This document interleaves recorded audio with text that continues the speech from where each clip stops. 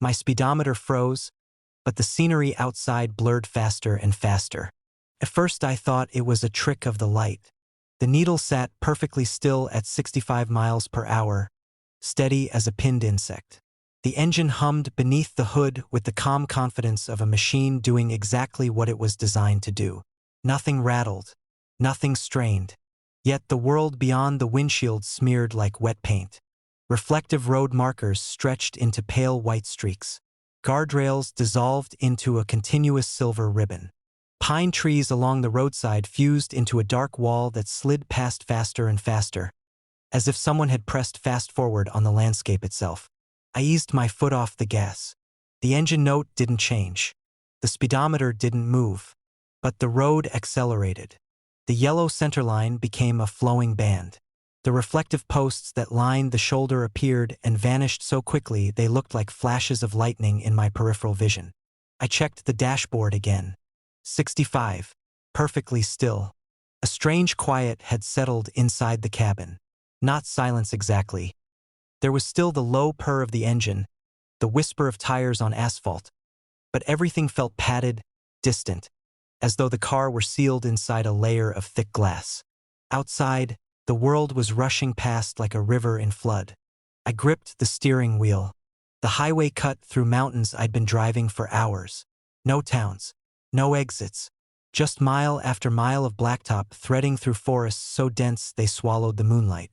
My headlights carved a narrow tunnel through the darkness, but even that seemed wrong now. The beam stretched farther than it should, illuminating road signs long before they should have appeared. And those signs, they passed too quickly to read. One flashed by close enough that I caught a fragment of text. Exit 12. The next sign appeared less than a second later. Exit 12. The same sign. Same dent on the metal post. Same crooked angle where it leaned slightly toward the road. It vanished behind me before I could process it. Another sign appeared ahead. Exit 12. A prickling sensation crawled along my neck. I slowed more, or tried to. My foot lifted completely from the accelerator. The engine continued its steady hum. The speedometer stayed pinned at 65.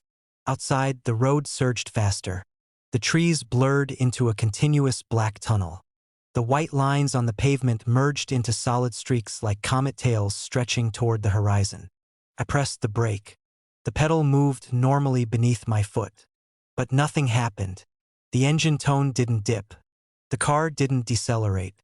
Instead, the outside world lurched into a new speed, faster still. The guardrail became a continuous ribbon of silver light. My headlights stretched forward across miles of road at once. And in that unnatural beam, I saw something that made my hands tighten around the wheel. The road didn't continue straight. It looped, far ahead, too far to be visible under normal headlights. The highway curved upward, bending gently toward the sky like the beginning of a roller coaster track. At first I thought it was a hill, but the curve didn't crest. It folded. The asphalt rose into darkness, arching over itself before disappearing behind the distant treeline. Impossible geometry. I blinked hard. The road flattened again. Just a straight stretch through the mountains. My breath came out slowly. Okay. I muttered to the empty car. Okay. The dashboard clock flickered. 12:41. Then 12:41 again. Then 12:41 again. The numbers pulsed faintly, as if struggling to move forward. Outside, a roadside lamp flashed past. An isolated sodium light standing in the middle of nowhere. Its glow smeared across the windshield in a long amber streak. Then another lamp appeared. And another, each one identical. Same crooked pole. Same cracked base. Same circle of dim light that failed to illuminate anything beyond a small patch of gravel. They appeared faster and faster, spaced impossibly close together. As though the same stretch of road were repeating. The realization settled slowly. The highway wasn't moving past me. It was cycling, replaying, like a loop of film being fed too quickly through a projector. I glanced in the rearview mirror. The road behind me wasn't receding. It was folding. Segments of highway collapsed inward like sections of a telescope sliding together. Guardrails curved and joined themselves. Trees leaned toward each other until their branches touched, forming a dark tunnel that sealed shut behind the car. The road was closing. Ahead, it kept extending. But behind me, it was erasing itself. The cabin felt smaller. Not physically smaller, but insulated. Separate. The outside world had become a blur of motion and warped geometry. Yet inside the car, everything remained calm and measured. The engine purred. The air vents breathed softly. The dashboard glowed with quiet precision, as if the car existed in a different pace of time. I noticed something then. The odometer. It wasn't counting miles. It was counting something else. The digits advanced irregularly, not the steady increments of distance but strange jumps. 127,844. 127,844. 127,847. 127,847. 127,852. Then it rolled backward. A cold sensation crept into my chest. I leaned closer to the dashboard. Each number flickered like it was being corrected. Not measured. Corrected. As though the car were receiving updates. Instructions. The road ahead bent again. This time I didn't blink. I watched it happen. The asphalt stretched upward, curving into a massive arc that rose over the forest like the inside of a giant ring. My headlights traced the underside of the loop, illuminating miles of road suspended in darkness. And on that distant curve, lights, tiny white headlights, cars, hundreds of them. They moved silently along the impossible highway, each vehicle maintaining a perfect distance from the one ahead. Their speedometers, if they had them, must have read something normal. But the world around them raced like a storm. The loop extended farther than I could see. Sections of highway folded into new paths, connecting impossible angles. Some roads twisted upward into spirals. Others vanished into black openings that hung in the air like tunnels cut through reality itself. A network, a system, and my car was on it. The radio clicked on without warning. Static filled the cabin. Then a voice emerged beneath the hiss, thin and mechanical. Sequence stable. I froze. The voice wasn't coming from a station. It sounded embedded in the electronics themselves, vibrating faintly through the speakers and dashboard. Vehicle synchronized. The odometer jumped again, adjusting external flow. Outside, the blur intensified until the trees were no longer visible, just streaks of dark motion sliding past the windshield like shadows underwater. Containment maintained. The realization arrived quietly. The car wasn't malfunctioning. It was functioning perfectly. The speedometer wasn't broken. Inside the vehicle, I was going 65. It was the world outside that had been accelerated, or slowed, or rearranged. The highway wasn't a road. It was infrastructure, a network designed to move things through time the way ordinary highways move them through space. Vehicles were the vessels. Drivers were incidental cargo. The loop ahead descended slowly until the road returned to a normal stretch of asphalt beneath my headlights. The forest stood still again. The roadside lamps disappeared. The yellow centerline separated cleanly into dashed marks. The speedometer needle trembled, then dropped. 55, 40, 30. The engine idled softly.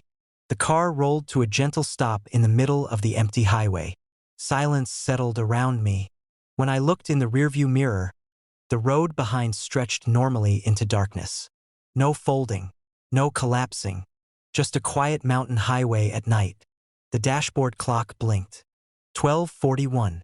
Still, unmoving. And the odometer now read a number far smaller than before. 3 miles. I sat there for a long time, hands resting on the wheel. Eventually, headlights appeared far behind me. A car approached slowly along the empty road. When it passed, I noticed something that made my stomach twist. The driver stared straight ahead, unmoving. His speedometer needle was visible through the windshield, pinned at 65. And behind him, the highway shimmered for just a moment, stretching outward unfolding, preparing another path. The road ahead split into 4 paths, each one lit by a different color of moonlight. I slowed without remembering to touch the brake. The car simply began drifting down to a crawl, the engine lowering its voice to a quiet hum. My headlights washed across cracked asphalt and pine needles until the beam reached the place where the highway divided. There were no signs, no painted arrows, just 4 long roads peeling away from a single point like the legs of some enormous insect. Above them hung a sky that looked normal at first glance. Black, cold, scattered with distant stars. But the moonlight wasn't normal. Each road lay beneath its own color. The path on the far left glowed under a pale blue moonlight that didn't exist anywhere else in the sky. It shimmered across the pavement like cold water. Next to it, another road stretched forward through thick forest, bathed in a deep red glow that pulsed faintly, as though the moon above it had a heartbeat. The third path carried a sickly green light that bled through the branches and pooled in the hollows of the asphalt. And the last road, the one farthest right, lay under a dim violet haze, so faint it barely illuminated the ground at all. For roads, for moons. Except when I looked up, there was still only one. A normal white disk hanging above the treetops. I rolled to a stop at the split. The engine idled softly. For a long time I just stared through the windshield, waiting for the illusion to collapse into something logical. Colored streetlights. Maybe. Reflections from distant towers. Anything that made sense. But the forest around the intersection was silent. No insects, no wind. The trees stood perfectly still, tall black silhouettes forming a wall on every side. The colored moonlight came from nowhere, or everywhere. I shifted in my seat. Something about the blue road pulled at me. It looked colder than the others. The asphalt reflected the blue glow in smooth ripples, like frozen water stretching into the distance. My headlights didn't change its color. They passed over it like pale ghosts, leaving the blue untouched. I leaned forward slightly, and that's when the shadows moved. Not the trees. My shadow. It slid across the dashboard slowly, stretching toward the windshield even though the car hadn't moved. I looked up again. The white moon overhead hadn't shifted, but the blue light on the road brightened slightly, and with it came a feeling, not a thought, a memory. I was suddenly aware of the smell of winter air, the sound of snow crunching under boots, the quiet, heavy silence that falls over everything during the first snowfall. My chest tightened. I remembered being young, standing in a frozen field behind my childhood house. The sky pale and blue before sunrise. A voice somewhere in the distance calling my name. The blue road seemed to stretch longer as I watched it, its surface smoothing into something glass-like. Inviting, cold. A small part of me wanted to turn the wheel. But then the red road flickered. The light there deepened, pulsing brighter once, twice, and the memory vanished. The smell of snow disappeared, replaced by something metallic and warm. I turned my head. The red path ran straight into a thick stand of trees. The forest swallowed it quickly, but the red light carried farther than it should have, painting the bark of distant trunks with streaks that looked almost wet. My heart started beating faster. Not from fear exactly, from adrenaline. The same restless energy that fills your chest when you drive too fast at night. The red light shimmered on the windshield, and suddenly I felt it, the urge to move, to push the accelerator, to feel speed. For a moment the quiet highway seemed unbearable. The car felt too slow, too contained. The red road promised motion, violence, release. I gripped the steering wheel tighter. No, I murmured. The word sounded strange inside the car. Too loud, like the forest had been listening for it. The red light dimmed slightly, as if disappointed. Then the green road brightened. Its glow spilled across the intersection in slow waves, seeping into cracks in the pavement like liquid moss. The moment it touched the front of the car, the air inside the cabin changed. It smelled like damp soil, leaves after rain, something old and living. The forest along that path looked thicker somehow. The trees leaned closer together, their branches twisting toward the road like fingers reaching for warmth. The green light made their shadows bend. Not stretch, bend. The shapes curled across the ground in slow spirals, crossing each other like roots beneath the surface. I watched them for several seconds before I realized something was wrong. They weren't moving with the trees. They were moving with me. Every time I shifted in my seat, the shadows adjusted. Not following my shape, following my attention. I looked away quickly. The shadows froze. The violet road waited quietly to the far right. It had said nothing so far. Its light was faint, almost not there. But the longer I stared at it, the more I realized it wasn't dim. It was deep. The violet glow didn't rest on the surface of things. It seemed to sink into them. The pavement looked darker along that road, as if the color had soaked into the asphalt itself. The forest beyond it was almost invisible. But occasionally the violet light caught something.